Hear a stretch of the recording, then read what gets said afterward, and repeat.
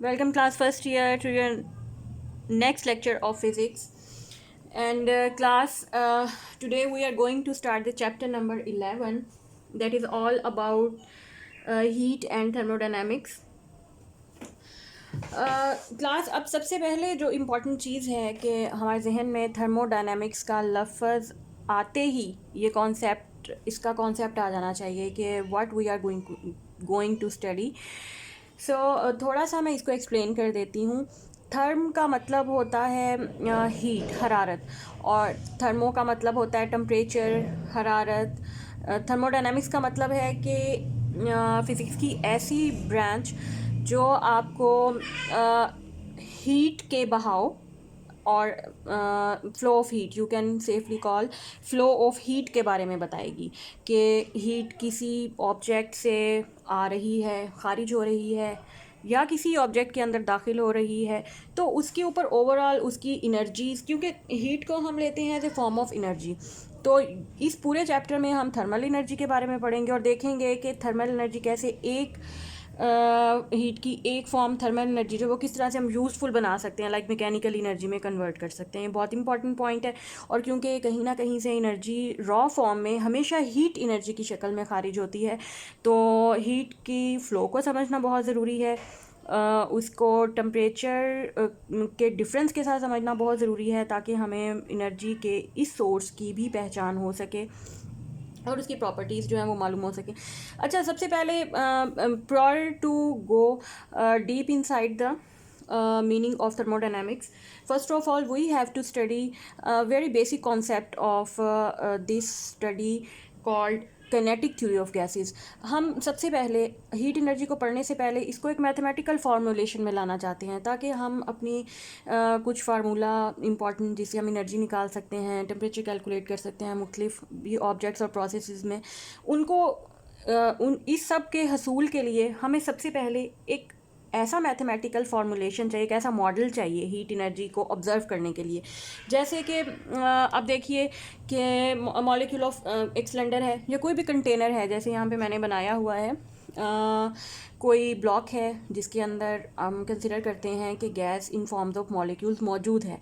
तो हम अब इस ब्लॉक के अंदर ये देखिए ये मॉलिक्यूल्स हैं, डिफरेंट डायरेक्शंस में मूव कर रहे हैं. अगर हम इन मॉलिक्यूल्स को कंसिडर करते हैं कि जब भी हम इस ब्लॉक के अंदर एनर्जी खारिज हो रही होगी या अंदर दाखिल हो रही होगी तो इनकी हरकत पे क्या असर पड़ेगा, इस किस्म की प्रॉपर्टीज़ को स्टडी करने के लिए first of all we need to study kinetic theory of gases. और इस गैसेस के इस बिहेवियर को स्टडी करने के लिए हमें गैस मॉडल को कंसीडर करना पड़ेगा. और बाद में पूरे throughout this chapter we will be considering this model every time we need to have some mathematical calculations. So अब सबसे पहले मैं इसके कुछ इंपॉर्टेंट पॉइंट्स आप लोगों को बताती चलूँ कि काइनेटिक थ्योरी ऑफ गैसेस से क्या मुराद थी. एक छोटा सा सिंपल सा एक थ्योरी है, एक मॉडल है, आप ये समझिए, जो कि गैस थर्मोडायनामिक्स की प्रॉपर्टी को समझने के लिए बनाया गया कि चलें समझने के लिए. और इसके कुछ इंपॉर्टेंट पॉस्टुलेट्स थे जिसमें पहला है a finite volume of gas consist of very large number of molecules. अगर हम कोई भी गैस का कंटेनर लेते हैं तो या कोई भी गैस का वॉल्यूम लेते हैं उसके अंदर लार्ज नंबर ऑफ मॉलिक्यूल्स होंगे, और यहाँ पे मैंने कुछ बनाए भी हुए हैं, ठीक है. उसके बाद अब देखिए कि इन मॉलिक्यूल्स में the size of the molecules is much smaller than the separation between molecules. अगर ये एक दूसरे से बहुत दूर दूर हैं, इतने फासले पर हैं कि इनका फासला बहुत ज़्यादा है as compare to their size. The gas molecules are in, third point है, the gas molecules are in random motion. ये random motion में यहाँ पे मैंने एरोस के साथ डिस्क्राइब भी किया हुआ है. they are all in random motion.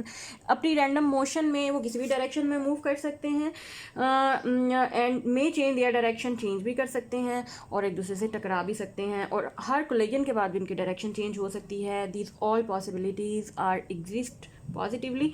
उसके बाद चौथा पॉइंट है collision between gas molecules themselves and with walls of container are assume to be perfectly elastic. अगर ये आपस में दो मॉलिक्यूल्स एक दूसरे के साथ कोलाइड करते हैं या एक molecule wall of the vessel या इस कंटेनर में कहीं भी किसी भी जगह पे कोलाइड करता है तो उसके मोमेंटम में चेंज आएगा, वो हम कैलकुलेट करेंगे और ये कोलिजन जो है टोटली परफेक्टली इलास्टिक कोलिजन होगा.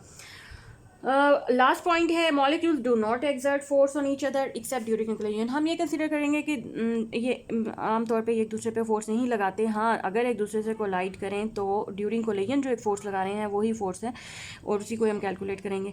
तो एक सिंपल सा हमने मॉडल बना लिया है, हमारे पास एक मॉडल आ गया है जिसके ऊपर हम कुछ असम्पशंस लगा के या काइनेटिक थ्योरी ऑफ गैसेस की असम्पशन है पोस्टुलेट्स लगा के हम कुछ थर्मोडायनामिक्स के कुछ वेरिएबल्स जो हैं वो इजीली कैलकुलेट कर सकते हैं। Now first of all we have to calculate the pressure of a gas. अच्छा, अब प्रेशर ऑफ ए गैस को भी कैलकुलेट करने से पहले हम बिल्कुल काइनेटिक थ्योरी ऑफ गैसेस जो हमने अभी अभी पढ़ी है इसके पोस्टुलेट्स को भी आपने जहन में रखना है और उसके अलावा आपने एक कंटेनर कंसीडर करना है, एक वॉल्यूम स्क्वायर वॉल्यूम कंसीडर कर लें। जैसा कि यहाँ फिगर में दिखाया गया है, इसके अंदर गैस मॉलिक्यूल्स हैं, डिफरेंट डायरेक्शन में रैंडमली मूव कर रहे हैं और इसके ऊपर सारे ही काइनेटिक थ्योरी के पोस्टुलेट्स ट्रू हैं। तो हम ये according to kinetic theory of gases the pressure exerted by gas is merely the momentum. अब प्रेशर का मतलब क्या होगा कि इस गैस के थ्रू जो प्रेशर लग रहा है मेयरली वो क्या होगा, मोमेंटम ट्रांसफ़र हुआ होगा। इसके अलावा और तो कुछ भी नहीं हो सकता। एक प्रेशर फोर्स का मतलब ही ये है कि अगर प्रेशर लगा रही है कोई गैस तो वो कितना मोमेंटम ट्रांसफ़र कर रही है। So an expression for the pressure exerted by gas can therefore be calculated. अब ये मॉलिक्यूल्स जब भी वॉल्स ऑफ कंटेनर से टकराएंगे कितनी फोर्स लगा सकते हैं और कितना प्रेशर लगा सकते हैं ये हम कैलकुलेट कर सकते हैं। उसके लिए हमें cubical vessel of side L चाहिए, वो मैंने यहाँ बनाया हुआ है। It contains n molecules. Suppose there are n number of molecules each of mass m and suppose we take only one, we are considering the motion of one molecule that is moving with the velocity v1। यहाँ पे मैंने बनाया हुआ कि एक molecule आप consider कर लें v1 वेलोसिटी से वो मूव कर रहा है। सपोज राइट डायरेक्शन में वो मूव कर रहा है बट वो अपनी मोशन में किसी भी डायरेक्शन में जा सकता है। एक्स वाई जेड एक्सिस वो फ्री टू मूव है, फ्रीली टू मूव है under these three axis. So suppose initial momentum अगर हम कैलकुलेट करें, initial momentum of the molecule. अब ये कोई भी मॉलिक्यूल अगर राइट साइड पे मूव करेगा, सपोज इनिशियल मोमेंटम उसका होगा, अगर m उसका मैस है और क्योंकि सबका मैस बराबर है मैं इसका m ही लूँगी। v1 वेलोसिटी से ये मूव कर रहा है और x डायरेक्शन में मूव कर रहा है, so it's initial momentum is mv1x। और अब हम अगर सपोज करते हैं कि अगर ये जाके टकराता है कौन से फेस से, इस कंटेनर के फेस से ABCD, इस वाले फेस से, मैं इसको थोड़ा हाईलाइट कर दूँ। अगर ये अपनी मोशन में एक्स डायरेक्शन की तरफ आ रहा है और आते ही रास्ते में ये फेस ABCD से आके टकराता है तो इसका इनिशियल मोमेंटम mv1x है। लेकिन हम इस कोलिजन को कंसिडर करेंगे कि इलास्टिक कोलिजन है और कोलिजन के बाद जाहिर है कि मोमेंटम में चेंज आएगा। We are now going to calculate that change. Thus each collision produces a change in momentum which is equal to, ये इनिशियल मोमेंटम था, इसको मैं लिख देती हूँ PI, और फाइनल मोमेंटम PF वो भी अब देखिए इससे टकराने के बाद जब ये वापस जाएगा तो उसका फाइनल मोमेंटम क्या होगा, -mv1x, क्योंकि अब उसकी डायरेक्शन चेंज हो चुकी है। तो अब यहाँ पे हम लिख सकते हैं change in momentum, total change in momentum वो किसके बराबर होगी, final momentum minus initial momentum. तो -m1, m नहीं, m के साथ हमें सब्स्टिट्यूट की जरूरत नहीं है, mv1x माइनस mv1x और ये टोटल चेंज इन मोमेंटम हमारे पास आ जाएगी 2mv1x। तो क्लास यहाँ तक हमने चेंज इन, बहुत इंपॉर्टेंट पार्ट है जो कैलकुलेट कर लिया है, चेंज इन द मोमेंटम। अच्छा, अब अगर ये कोई पार्टिकल हमने कोई भी कंसिडर किया मॉलिक्यूल और वो अपने कोर्स ऑफ मोशन में वॉल ABCD से टकराया है और उसके बाद वापस जब मूव हुआ है तो अब वापस आने के बाद वो दोबारा किस फेस की तरफ आएगा, EFGH फेस की तरफ आएगा और इधर से इस पूरे मोशन में वो L डिस्टेंस कवर करेगा, इस फेस से टकराएगा, इससे टकराने के बाद वो वापस इसी फेस ABCD की तरफ ही आएगा। तो अब ABCD फेस से EFGH फेस तक आने में टोटल कितना डिस्टेंस उसने कवर किया होगा, L, और वापस जाने में भी डिस्टेंस कवर किया होगा वो हो जाएगा +L, तो टोटल डिस्टेंस कवर आ जाएगा 2L। और अब अगर आप देखिए कि हम इस पूरे ट्रैवल का टाइम मालूम करना चाहते हैं तो वो टाइम डेल्टा T, सपोज वो टाइम इंटरवल किसके बराबर होगा, टोटल डिस्टेंस कवर 2L और किस वेलोसिटी से कवर किया गया है, v1x से।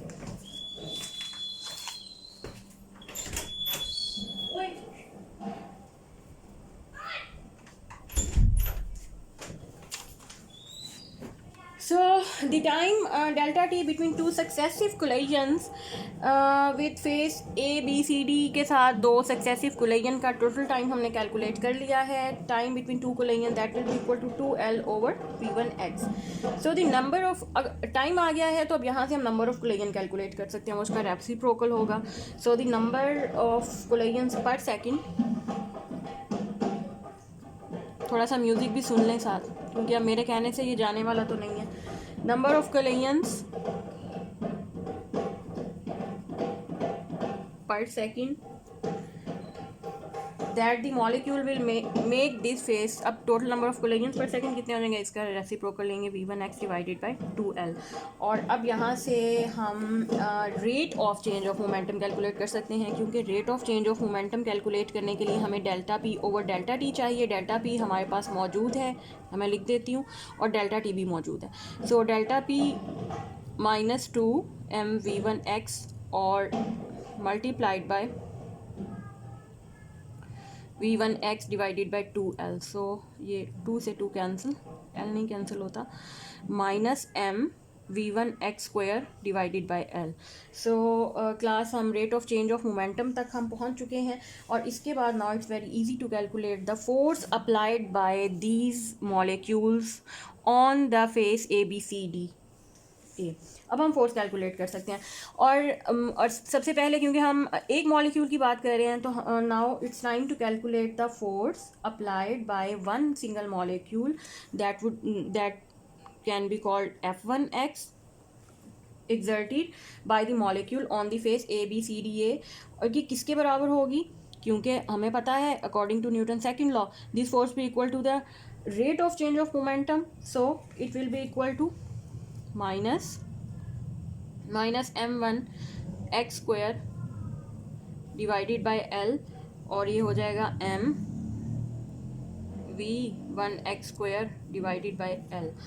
सो ये हमने एक मॉलिक्यूल ने जो फोर्स एक्सर्ट की है वॉल ABCD पे during its course of motion, वो हमने कैलकुलेट कर लिया, और इसी तरह से हम दूसरे मॉलिक्यूल्स की सबकी फोर्स भी कैलकुलेट कर सकते हैं, सबकी फोर्स सेम आएगी।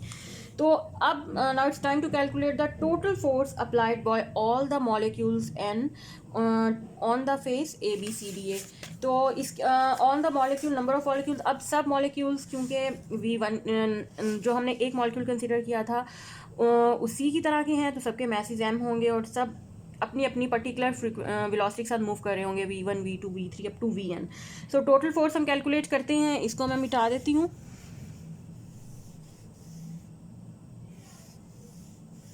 इस यहाँ तक, तो अगर टोटल फोर्स कैलकुलेट करें Fx इन दी x डायरेक्शन, ये will F1x plus F2x plus so and so fourth plus Fnx। और हमने एक क्योंकि कैलकुलेट कर ली है, इसकी वैल्यू लिखते हैं m v1x square divided by L।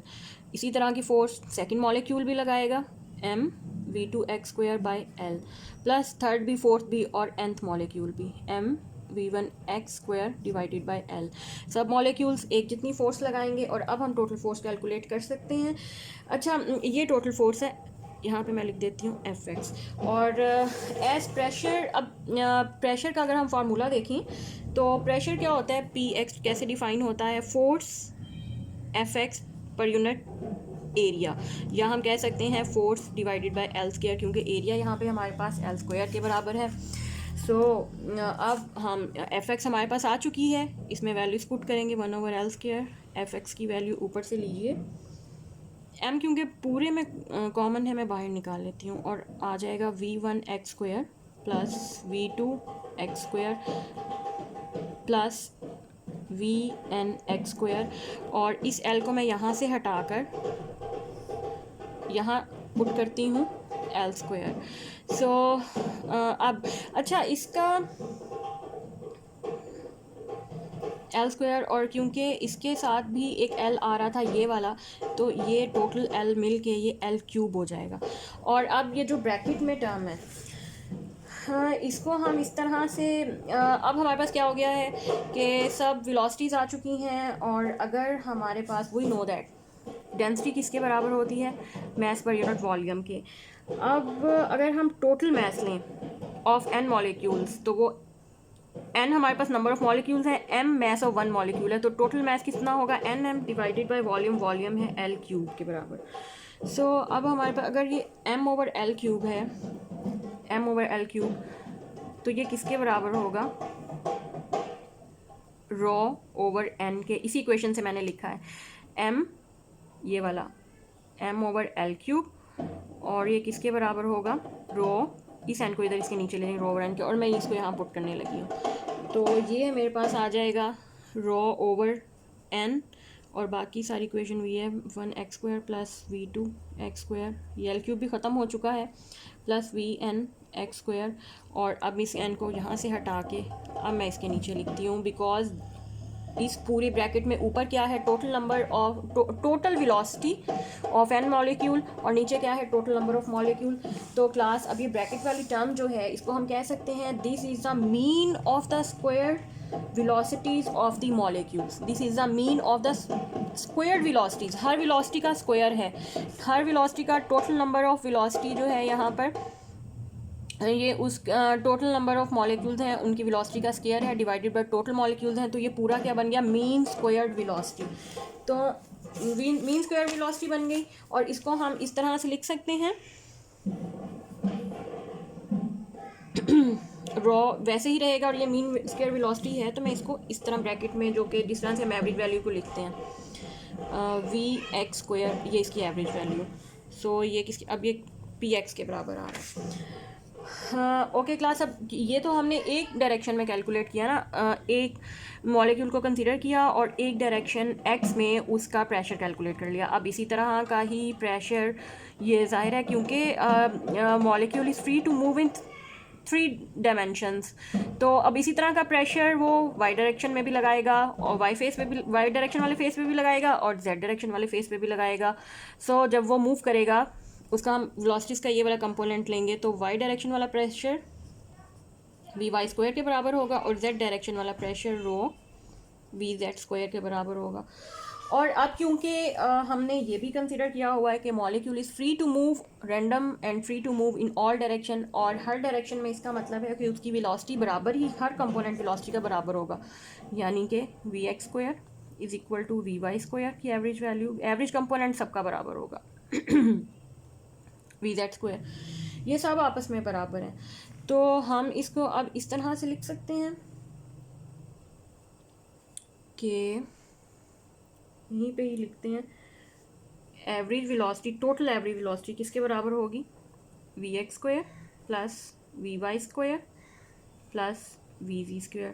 But अभी हमने देखा कि ये सब आपस में बराबर हैं, और सपोज़ ये vx के बराबर हैं सब, तो ये vx, ये भी vx, सपोज़ ये भी vx, सब बराबर हैं, तो अब vx ले लें, y ले लें, z ले लें, एक ही बात है, vz का एवरेज स्क्वायर, और सॉरी अब यहाँ भी x, तो ये बन जाएगा 3vx², और इस तरफ क्योंकि v² की एवरेज वैल्यू है, तो ये total vx² component, mean component of mean square component of velocity will be equal to mean square component, यहाँ भी रहा है नज़र आपको कि नहीं, इज इक्वल टू vx² किसके बराबर होगा, 1/3 v²। तो अब हम ये vx² जो है, इसको हम लिख सकते हैं, अगर मैं इसको इक्वेशन नंबर 1 कह दूँ, या जो भी आपकी बुक में नाम है, तो हम इसमें ये वैल्यू पुट करेंगे, ठीक है। इसको मैं यहाँ पुट करती हूँ, तो ये आ जाएगा total pressure exerted by the gas molecules in the face ABCDA, तो px किसके बराबर आ जाएगा, रॉ, और ये vx² की वैल्यू यहाँ पे कैलकुलेट की है, raw by 3v mean square velocity of the gas. और अब ये रॉ बाई 3v² के बराबर आ गया। अच्छा, अब क्योंकि हमने ये भी कंसीडर किया था कि we have considered the pressure on the face perpendicular to x axis by Pascal's law, the pressure on the other sides and everywhere inside the vessel will be same, क्योंकि गैस जो है उसमें molecules uniformly distributed हैं, तो उनका pressure भी हर direction में same होगा। सो हम ये लिख सकते हैं कि p x is equal to p y is equal to p z, और किसके बराबर होगा, इसी के rho by 3 v square average. तो इसका मतलब है कि प्रेशर, अब हम एक्स वाई जी हटा देते हैं, प्रेशर रो बाई 3, इसको भी मैं हटा देती हूँ, और ये हमारे पास आ जाएगा pressure of all the molecules exerted, gas molecule exerted on the face ABCDA, total pressure will be equal to rho by 3 v square। इसको मैं इक्वेशन नंबर 2 कह देती हूँ। तकरीबन हम प्रेशर कैलकुलेट कर ही चुके हैं। अब डेंसिटी का मैंने पहले भी लिखा था कि डेंसिटी किसके बराबर होती है, n M divided by v volume, mass पर यूनिट वॉल्यूम के। तो ये टोटल मैस है, ये मैंने लिखा है। तो अब डेंसिटी की मैं यहाँ पे जगह, डेंसिटी की जगह लिख देती हूँ एन एम बाई 3, और उसके बाद मैंने एक 2 से मल्टीप्लाई करना है, एम को अंदर ले जाना है और एक 2 से डिवाइड करना है, हाफ एम वी स्क्वायर। तो इसका एक फ़ायदा जो मुझे फ़ौरन ही नज़र आ गया है, 2